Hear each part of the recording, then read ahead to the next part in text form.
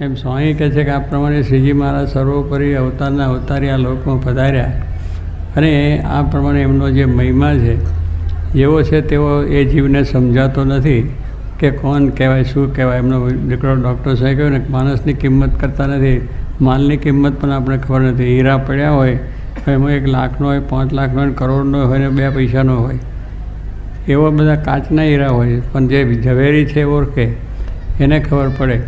એમ સ્વામી કહે છે હા બધા છે એ મહારાજને ઓળખવાને એને સમજાવવા એ ઝવેરી ઓળખે. એમ ગુણાત્યાન સ્વામી એવા ઝવેરી હતા કે મહારાજનો મહિમા જેવો છે એવો સમજ્યા અને હજારોને પોતે સમજાયો કે આ મહારાજ સર્વોપરી એનો આશરો કરો તો તમારું કલ્યાણ થશે. એમ ગુણાત્યાન સ્વામીએ એ વાત દરેકને સમજાવી અને દરેકને પાછી એની દ્રઢતા પણ કરાવી.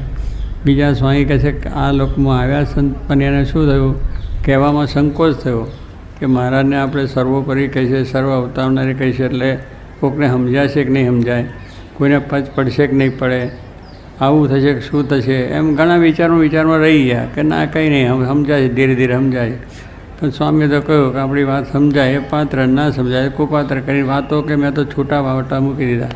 એટલે જેમ છૂટું ઘાસડીઓ છોડી જ નાખી એમ સ્વામી કે અમે તો અમારી ઘાસડીઓ છોડી નાખી અને બીજા ઘાસડીઓ લઈને પાછા ગયા. એટલે કંઈ મહારાજનો મહિમા જેવો છે એવો સમજાઈ શકે ને, જાણતા હતા, સમજતા હતા, બધું હતું. પણ બીજાને કહેવામાં સંકોચ થતો હતો, બીજાને કહેવામાં અંતરાય આવતો હતો બીજા આગળ. તો કહેવાનું શું કે એવી વસ્તુ છે. મહારાજે વચનાવતની અંદર પણ સ્વામી ગુણા સ્વામી પોતે કહ્યું, જ્યારે સુખ સ્વામીને બધી વાત કરી ત્યારે સર્વોપરીપણાની વાત. સુખ સ્વામી મહારાજનો જમણો હાથ, શ્રીજી મહારાજનો કાગળ પત્ર લખનાર એ સ્વામી સુખમુનિ હતા. એ મહારાજની સેવામાં અખંડ રહેતા, મહારાજના કાગળ પત્ર લખવા કરવા એ જ. અને મહારાજે પણ એમને વખાણ્યા કે સુખ સ્વામી છે એમનો ચડતો રંગ.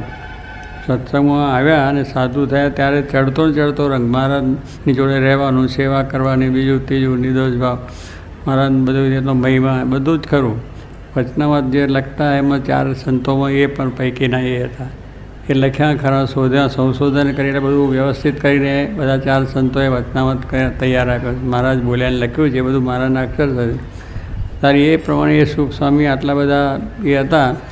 પણ મહારાજને આમ સર્વોપરી જેમ છે એમ સમજવામાં પાછું એટલું બધું એમને નહોતું. પોતે હતા ખરા, ભેગા રહ્યા. મહારાજે વખતે કે સુખ સ્વામીનો ચડતો રંગ, એટલે મહારાજની સેવા કરવામાં મહારાજને કોઈ સંશય નહીં, મહારાજના કાર્યમાં કોઈ સંશય નહીં, બધી રીતે નિર્દોષ ભાવ.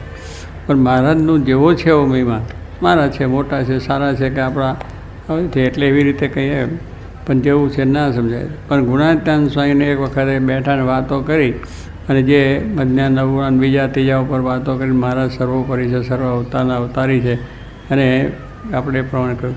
એટલે એમને પછી તેગડે વાત સમજાઈ ત્યારે એ પોતે બોલ્યા કે આ વચનાવત તો શોધ્યા છે મેં અને લખ્યા છે મેં, પણ મહારાજનો જેવો છે મહિમા તો આ જ સમજાયો. જો એ કહેવાનું શું છે કે જે એનો ખરા હીરો પારખ્યો હોય એને એની ખબર પડે કે ઝીણી વાતમાં પણ ખબર, ઝીણો નાનો હીરો હોય મોટો હોય.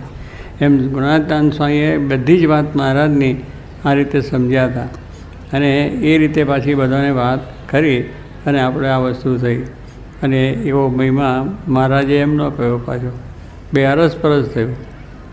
બેને મહારાજે આ ગુણાતીત મારું રહેવાનું અક્ષરધામ છે અને એ અક્ષરધામને હું સાથે લઈને આવ્યો છું. પ્રથમના 71ના વચનાવતમાં છેલ્લો પેરેગ્રાફ કે હું મારા કે અક્ષરધામમાંથી આવ્યો છું અને મારું ધામ અક્ષર એને પણ સાથે લાવ્યો છું. આ બધું ઐશ્વર્ય અને બધા મુક્તો છે બધાને લઈને હું અહીંયા પૃથ્વી પર આવ્યો છું. શ્રીજી મહારાજ પોતે જ વાત કરે છે કે હું એ બધું લઈને સાજ લઈને આવ્યો છે, મારા બધું અક્ષરધામમાં લઈ જવા છે તો આ બધો સાજ જોઈએ ને પાછો, એટલે બધો એવો સાજ હતો લઈને આવ્યા. અને એ પ્રમાણે મહારાજે કહ્યું કે એ ગુણાત્યાન સ્વામી જે મૂળ અવતાર છે એને હું લઈને આવ્યો, એ મહિમા સ્વામી કહ્યું એ ધામ છે મારું એમ બધું કહ્યું. અને હરિલા આપણે કલ્પતરુમાં હરિલા કલ્પતરુમાં પણ કહ્યું કે આ ભાદરાના જે મૂળજીસરમાં જે મારું ધામ છે, મારે રહેવાનું ધામ છે, એમને હું દીક્ષા આપું છું. તો એ પણ મહિમા મહારાજે કહ્યો છે.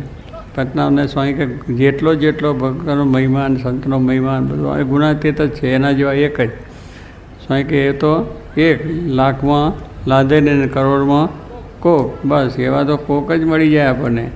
બધા ઘણા બધા દુનિયામાં ફરતા હોય, પણ જોગી મહારાજ તે એક, બધા જૂનાતીત તો એક, એમાં બીજા કોઈ મળે નહીં.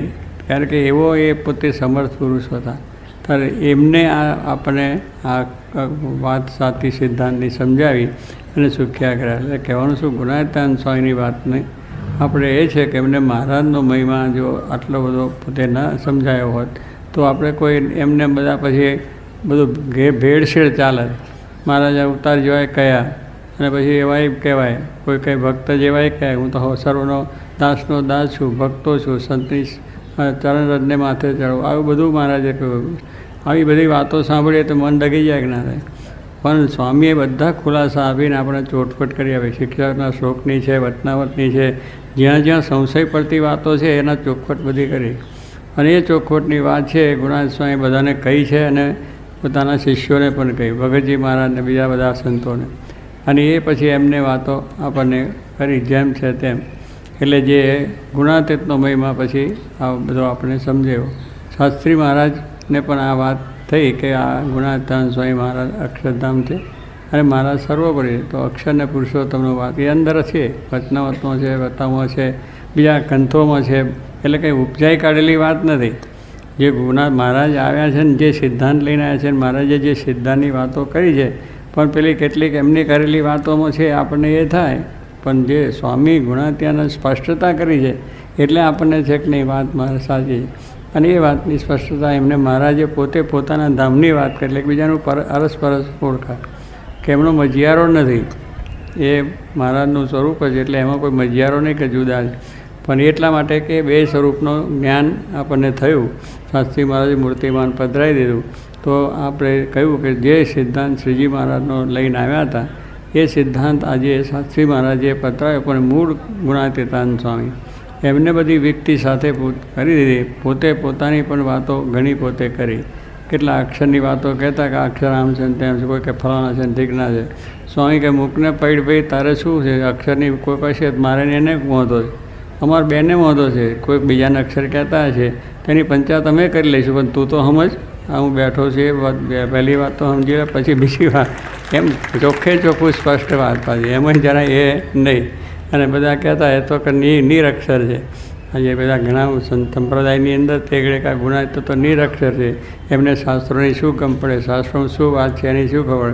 પણ શાસ્ત્ર માત્રનો સાર ભગવાન સ્વામિનારાયણ સર્વોપરી એક આ એમને કહી દીધો. બધા સારમાં સાર વસ્તુ તો થોડી જ હોય ને, કે બધું લાંબુ હોય, એસન્સ કાઢે છે એ થોડુંક જ હોય, પણ એની અંદરની વસ્તુ છે. એમ આ દુનિયા માત્રનો સાર કાઢીને, શાસ્ત્ર માત્રનો સાર કાઢીને જેમ મહારાજે વાત કરી, ચાર ભેદ શાસ્ત્ર પુરાણ બધા એક જ, ભગવાનના સંત કલ્યાણકારી બધા શાસ્ત્રોની વાત આપણને કરી.